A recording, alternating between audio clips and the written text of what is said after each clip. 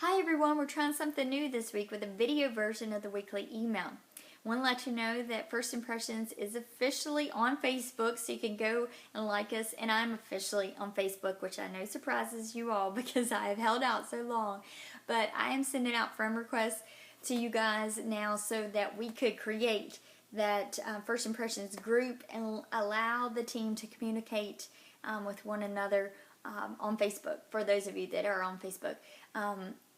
I want to see stories of how the ministry's impacted you, or you know how it's impacted someone else, stuff that you've seen on Sunday mornings, reaction to something a team member did for a guest. Encourage someone on the team. Use it as a way to get an alternate if you need to for someone to fill in for you. But use it. Let's see how it goes, and anything we can do to help foster some communication among the team. And allow you to encourage one another. I want to share something with you this week from Inside the Magic Kingdom. Erica, Andrea, and I have been reading this book.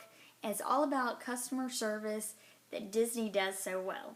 They're the masters at customer service. And yes, we're not a business, but we can still learn a lot about customer service and how to treat people through this book. So we want to share over the next few weeks some of the things that we've learned from the book. The first one being competition. And who's your competition?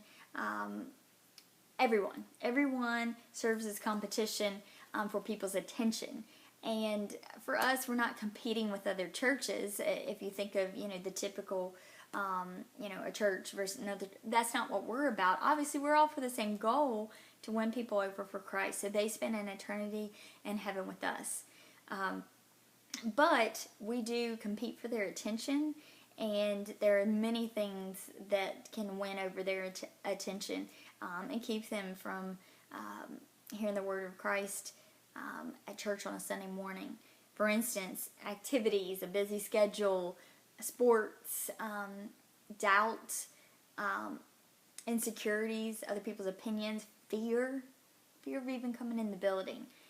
And I was thinking about, how does that apply to us? Well, I want to first tell you, I found this verse that I liked. I wanted to share with you. Proverbs 34:8 said, "Taste and see that the Lord is good. Blessed is the man who takes refuge in him." And down here in the commentary of my Bible, it says, "Taste and see" doesn't mean check out God's credentials. Instead, it's a warm invitation. Try this, I know you'll like it.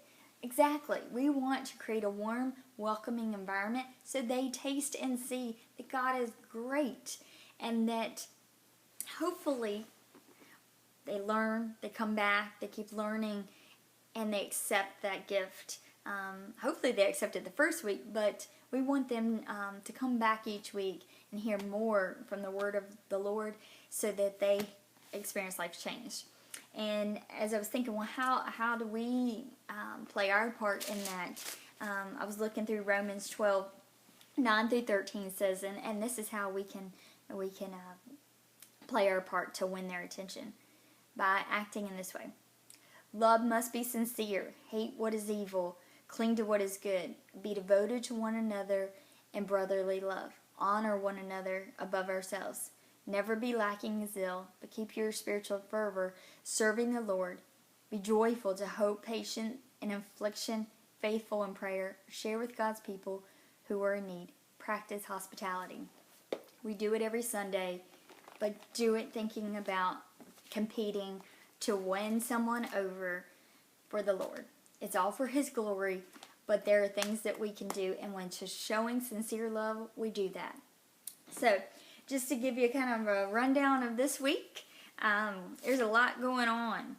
First of all, I always like to share the worship theme, just so you have it in your head, to put you in that mindset for Sunday morning. God is able, therefore, as we seek His direction in all things, we can do so with confidence, knowing He's at work in our lives. So look forward to that on Sunday morning.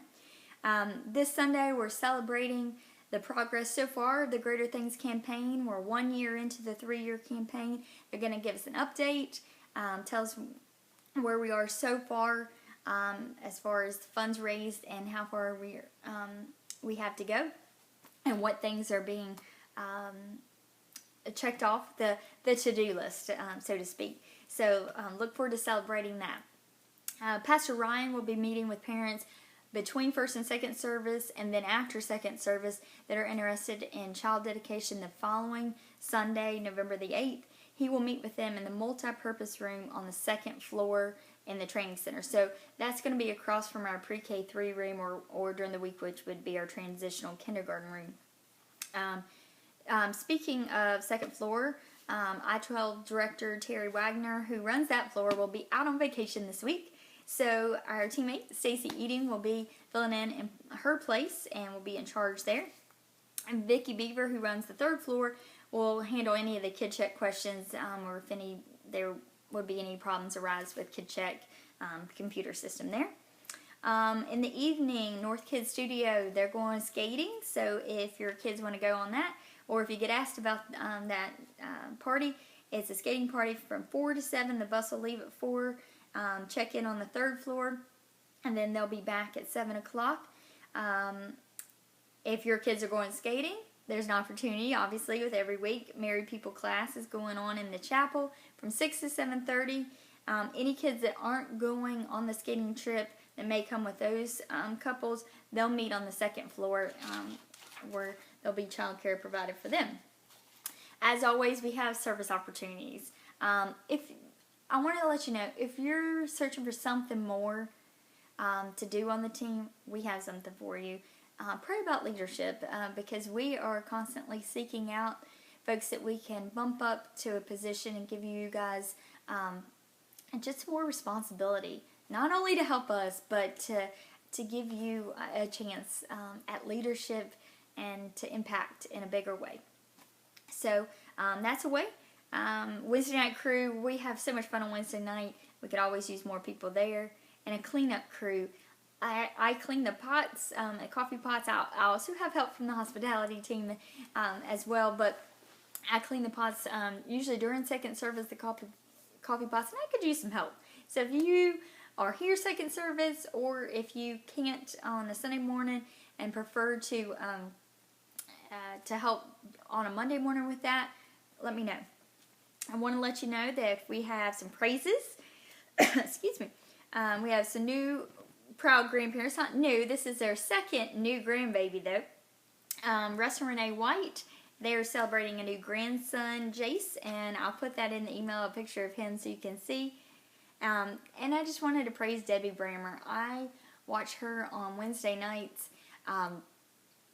As people come in late, she will let them get seated and then take them a clipboard, and we don't want to leave anybody out. So she makes sure that they feel just as welcome if they had to be a little bit late.